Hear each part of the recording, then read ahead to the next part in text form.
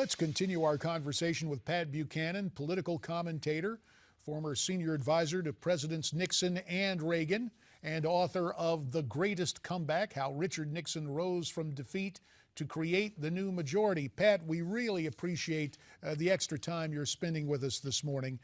And let's turn to those protests going on across the country in the wake of the deaths of Michael Brown and Eric Gardner.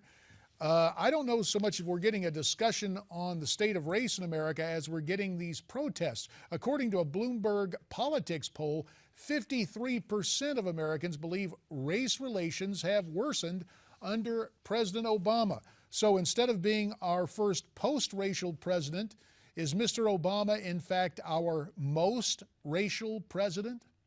Well, I think that's a fair assessment. Not only he, but the Attorney General, Eric Holder, goes out to Ferguson, Missouri, and says, you know, I'm an Attorney General, but I'm also a black man. I thought that was outrageous, and I'll tell you this. I think what they've done to Ferguson, Missouri, a town where I live right next door to it for a year out there when I was in St. Louis, I think the demonization of Ferguson, the suggestion by the President of the United States, even at the UN, that this is some kind of racist hellhole, was an outrage. I think that what in heaven's name has Ferguson done to deserve its reputation nationwide and worldwide? They had one cop in the middle of a Saturday who was accosted by a felon who tried to grab his gun, and he shot and killed him. And therefore we are told somehow that Ferguson is representative of racism and this is representative of America. What has the Ferguson Police Department ever done, or the town of Ferguson ever done, to deserve this, J.D.? Well, you mentioned your time living there as you wrote for the St. Louis Post-Democrat before returning to Washington and obviously giving advice to presidents. When you look at this president, and his interview will be on Black Entertainment Television tonight, on one hand, he seems to take steps to mollify or to try and tamp things down, but then he'll turn around and say something about the experience of injustice or concerns with law enforcement. Is this president trying to have it both ways? Well, he is, and he's very one-sided.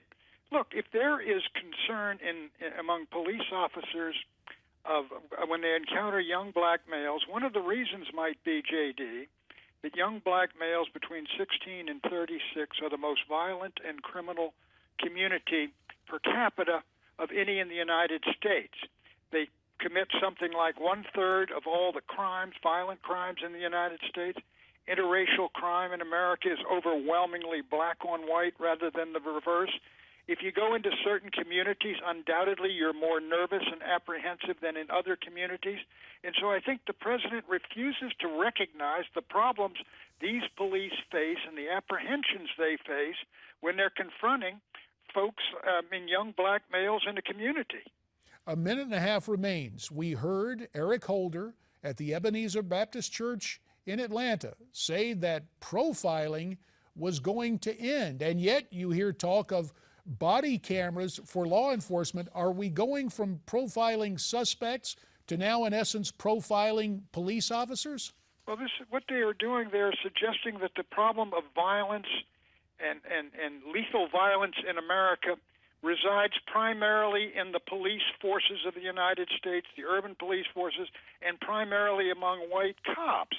And that is a libel and a slander on America, and a libel and a slander on police, and it is contradicted by the FBI statistics on which Mr. Attorney General sits. As you take a look at it, 15 seconds on this response, what should the president be doing? I think the president should present both sides and both problems clearly, and he has never done that with one half of this problem. And so the problems continue.